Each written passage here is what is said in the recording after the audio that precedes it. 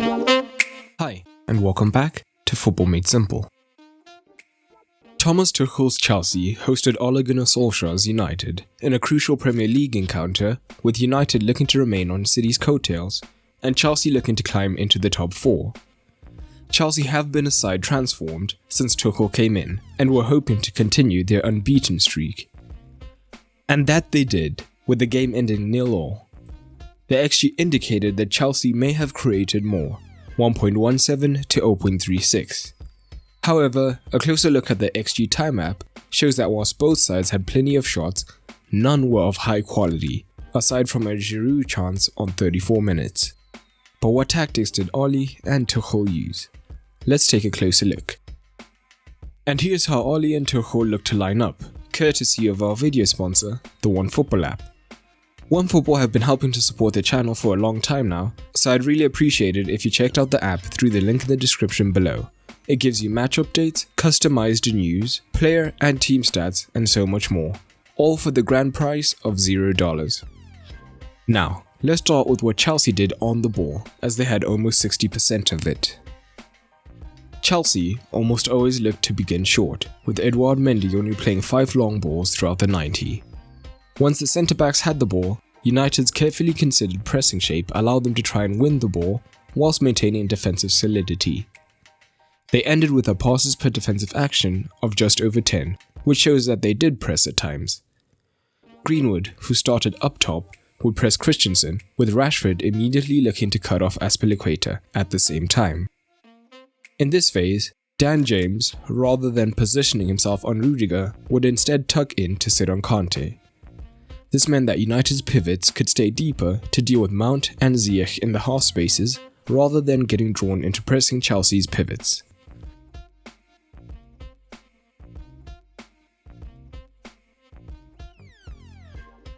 We did at times see the opposite, with Rashford moving deeper on Kovacic and James on Rudiger.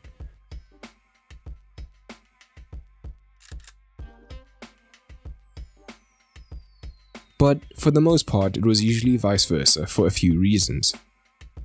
Firstly, Rudiger being right-footed meant that even if he did manage to dribble higher up the pitch, he would have less of the pitch open on his stronger foot to look for an incisive pass, and therefore would be less able to do damage, as he would likely go wide.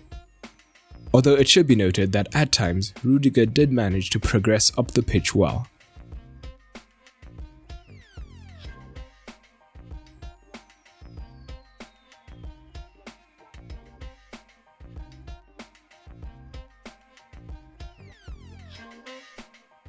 Secondly, Dan James has a greater work rate than Rashford, meaning that throughout the 90, he would be more willing to make the runs from the pivot to the wide centre-back and back over and over again, which we did see often.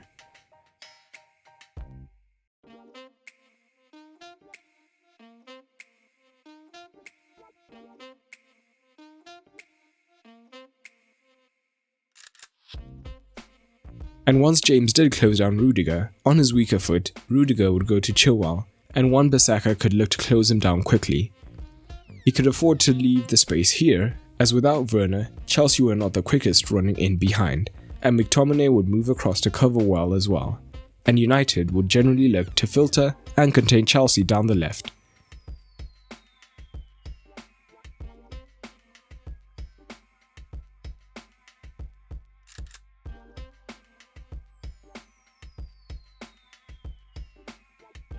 And that is where 41% of their play came, with only 22% of Chelsea's attacks coming through the centre, due to United's defensive shape as we discussed. But this shape would leave United vulnerable, as they would overcompensate in defending the left-hand side, with Shaw isolated defensively, as Rashford could be caught higher up the pitch at times.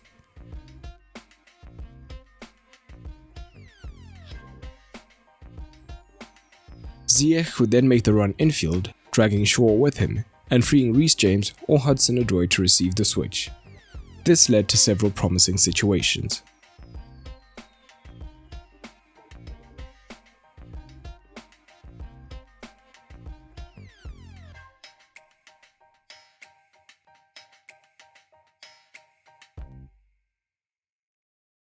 But in the end, Chelsea were unable to take advantage of them. But what did United look to do? They did look to build up short at times, but their build-up patterns were less successful. Initially, they would drop their centre-backs into the box and begin short, as drawing Chelsea into a press would create more space in behind for the pace of Greenwood, Rashford and Dan James to exploit. However, Chelsea would initially only commit Giroud to the press, with Mount and Ziyech looking to sit on the pivots.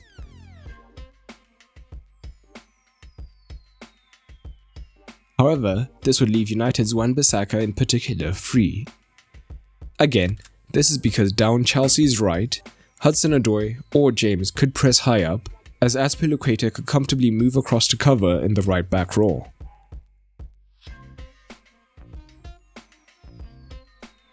But down their left, Chilwell tended to stay deeper, as Rudiger would be vulnerable if he moved wide. So we began to see Mount look to track Wan-Bissaka instead, with Kovacic pushing higher, leaving Kante to deal with Fernandes 1 versus 1 between the lines, as he was the major threat.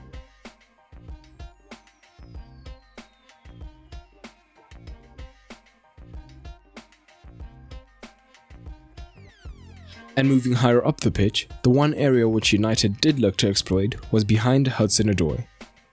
Hudson-Odoi, a natural winger, could be caught out of position as he tended to stay high. As a result, either Rashford or Shaw pushing up from deep would have the space to receive a chip ball behind him and subsequently look for a cross.